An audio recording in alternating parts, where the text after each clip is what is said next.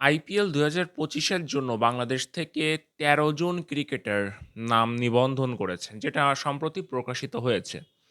এখন প্রশ্ন হচ্ছে কাদের দল পাওয়ার সম্ভাবনা আছে?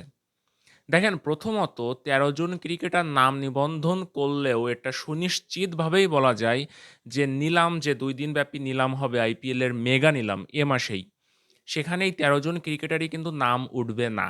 ওকে? সব দেশ মিলায়ে কিন্তু প্রায় ৮০০-৯০০ জন ক্রিকেটার সব মিলায়ে কিন্তু নাম নিবন্ধন করে। এরপরে কিন্তু বাছাই হয়। দলগুলোরও আগ্রহের ভিত্তিতে বাছাই হয়, অনেক কিছুর ভিত্তিতেই বাছাই হয়। এবং বাছাই হওয়ার পরে কাটছাঁট করে এখান থেকে হয়তো বেশি হলে ৩-৪ জনের নাম আইপিএলের নিলামে দেখা গেলেও যেতে পারে। তারপরেও যদি আমরা ১৩ জনের কথা একটু ধরে আগাই, প্রথমত মুস্তাফিজুর রহমান তো ডেফিনিটলি দল পাবেন। No doubt about that. Mustafizur Rahman কোনো না কোনো দলে ঠিকই বিক্রি হবেন এবং আমার ধারণা চেন্নাই সুপার কিংস তার জন্য বিড করবে। এখন প্রশ্ন হচ্ছে মুস্তাফিজুর রহমান আসলে কত দামে বিক্রি হতে পারেন?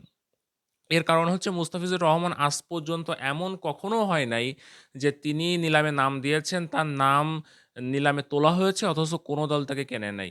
তিনি আনসোল্ড থেকেছেন। না। প্রতিবারই কোনো না কোনো একটা দল তাকে কেনে, বাট আনফরচুনেটলি ২ কোটির বেশি তার দাম যায় না। অতীতে অনেক দলের হয়েই তিনি খেলেছেন। ২ কোটি বেস্ট প্রাইজ হিসাবে খুব একটা খারাপও তিনি কখনোই করেন নাই।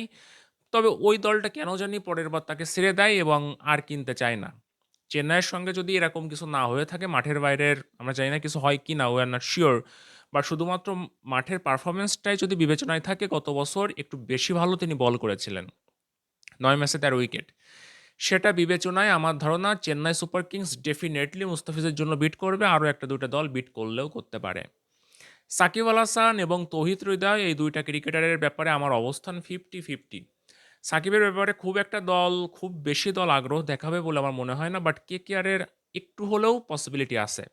সাকিব কিন্তু এবছর মেজর ক্রিকেট লিগে এই কেকেআর ফ্র্যাঞ্চাইজির হয়েই খেলেছিলেন। কাজেই কেকেআর যদি প্রয়োজন হয়ে বসে, নিলামের সিচুয়েশন অনুযায়ী, দলের অবস্থান অনুযায়ী, কন্ডিশন অনুযায়ী তারা সাকিবের জন্য বিট করে বসলেও বসতে পারে।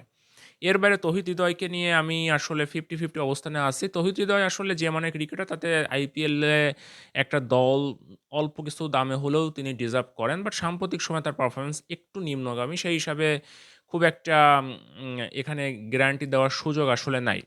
এর বাইরে বাংলাদেশ দলের পেস বোলিং যে ইউনিটটা আছে, এটা নিয়ে আমি খুবই হোপফুল। শরীফুল ইসলাম, তাসকিন আহমেদ, তারপর সাকিব, তানজিম সাকিব, ইভেন হাসান মাহমুদ, এই ৪ জন পেস বোলারের মধ্যে আমার ধারণা একজন হলেও দল পাবেন।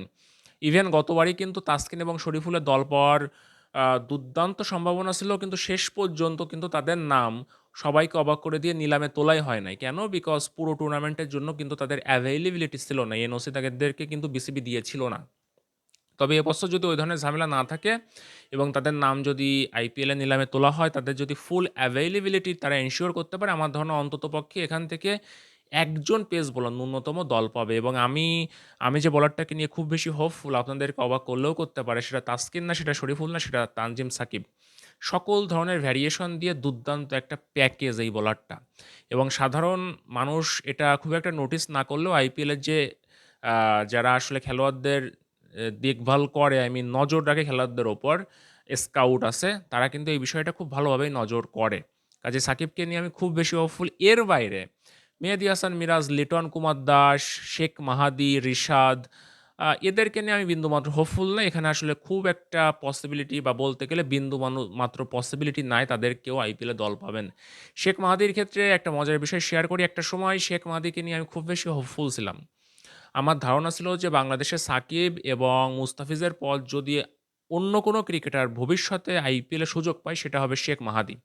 কারণ ওই সময় শেখ মাহাদির ব্যাটিং ছিল টি-টোয়েন্টি ঘরানা, দুর্দান্ত ব্যাটিং করতেন, টি-টোয়েন্টি ঘরানার বোলিং করতেন। বাট বর্তমান সময়েও সেই শেখ মাহাদি আর এই শেখ মাহাদির মধ্যে আমি বলব আকাশ পাতাল তফাৎ। কাজেই এই কয়জন ক্রিকেটার যেগুলো আমি নাম বললাম, পেস বোলিং ইউনিট, তৌহিদ হৃদয়, সাকিব এবং মুস্তাফিজুর রহমান, এর বাইরে বাকি যে ক্রিকেটাররা আছে তাদের নাম যদি নিলামে তোলাও হয়, বিন্দুমাত্র সম্ভাবনা আছে বলে আমি মনে করি না যে তাদেরকে কেউ কিনতে পারে। এবং মোস্ট পসিবলি এখান থেকে অধিকাংশ ক্রিকেটারের নামই নিলামের আগেই ছাঁটাই হয়ে যাবে। Thanks for your time.